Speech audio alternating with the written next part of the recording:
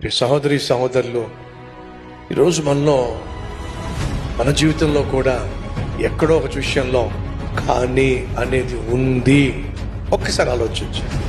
నువ్వు దేవుని సన్నిధికి వస్తున్నావు, వాక్యం వింటున్నావు, సేవలో పాల్పంచుకుంటున్నావు, కుటుంబ ప్రార్థన చేస్తున్నావు, సువార్తను దానం చేస్తున్నావు, అంతా బాగుంది.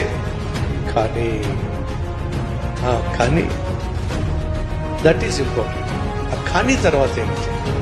ఆ ఒక్క విషయంలోనే బ్రదర్ అంత బాగుంది, కానీ ఎక్కడ, ఏ విషయంలో కానీ అంటున్నావు?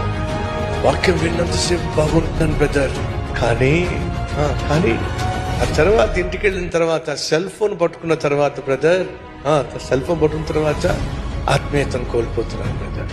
మందిరంలో బాగుంటున్నాను బ్రదర్, కానీ సెల్ ఫోన్ చేతిలో పడితే ఇక నేను కంట్రోల్ కాలేకపోతున్నాను. ఆత్మీయంగా ఉంటున్నాను బ్రదర్, కానీ ఆ అబ్బాయి మెసేజ్ పెడితే మాత్రం, ఫోన్ చేస్తే మాత్రం కుదురుగా ఉండలేకపోతుంది. ఆ ఫ్రెండ్స్ వస్తే మాత్రం వాళ్ళని నేను కాదనలేకపోతున్నాను. అప్పుడు దాకా బాగుంటున్నాను, కానీ ఈరోజు నీ జీవితంలో ఏదైతే, ఎక్కడైతే నువ్వు కానీ అంటున్నావో వినో, అదే నీ జీవితాన్ని కూని చేయబోతుంది. జాగ్రత్త.